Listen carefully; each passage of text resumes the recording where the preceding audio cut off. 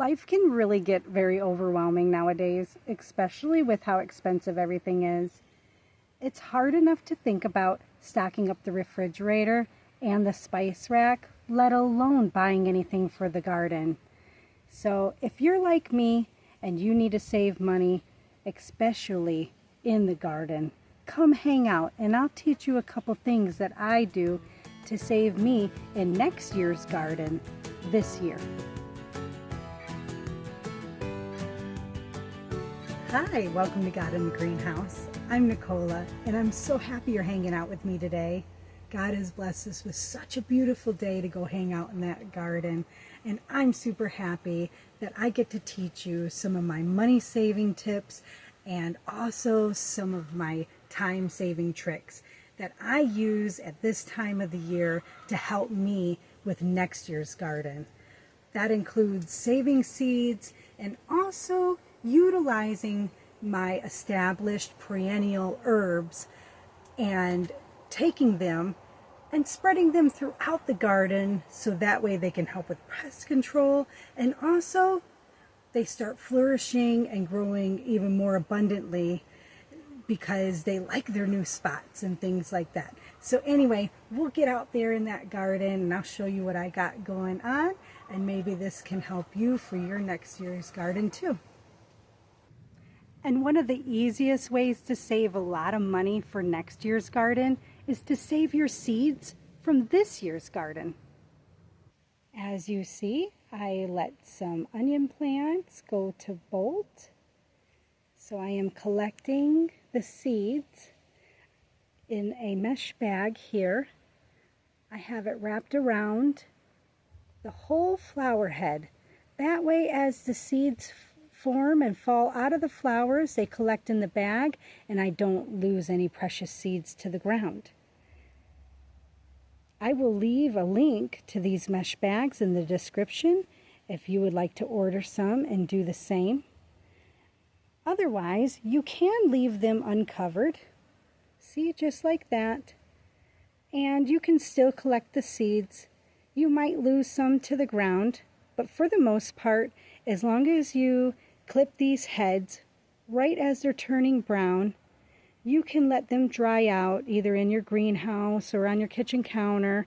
I just put them in a mason jar, let them dry out there, and then put them in a plastic bag. Once those seeds start falling out, I mark the bags, of course, and then I have free seeds for next year's garden.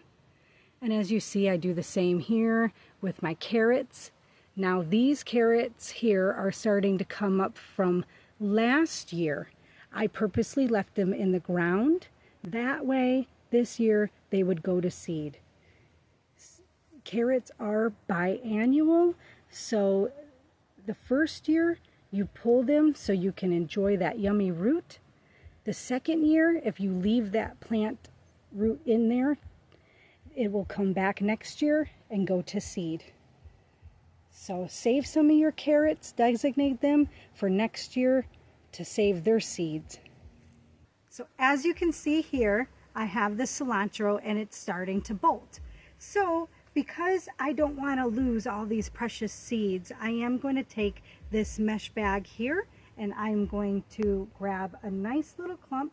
Be very careful. Place the flower heads right in the bag. Make sure they're up in there, and then just go ahead and tighten it around the stems. That way none of those seeds get lost. And then I just do one little tie, no knots or anything. And then that way those flowers can go to seed and all those seeds will get trapped in the bag, and I don't even really got to think about it anymore. One of my favorite plants to save seed from are sugar snap peas. They're super easy to grow, super yummy to eat, and also easy to save seeds from. All you have to do is let them grow for long enough to get this nice and plump, and then all you have to do is take a pod, pretty much unzip it, kind of press on it a little bit, crack it open, and you'll see the peas in there. Just take them right out of the shell. What you're going to want to do is then let them dry out. What I do is just put them in a jar, leave them on the counter or in the greenhouse, and they dry out over time. As you see here, I do have some peas already saved and dried out, and I can get those planted whenever I want, basically, and all free from my harvest this year. I do the same for my beans. You just basically let them go until the pod is nice and swollen. Then you shell them, leave them to dry, and then once they're dry, you can use them for seed. Just like saving seeds can save you a lot of time and money in next year's garden, so can taking some of your established herbs like oregano, lemon balm, bergamot. You also have thyme.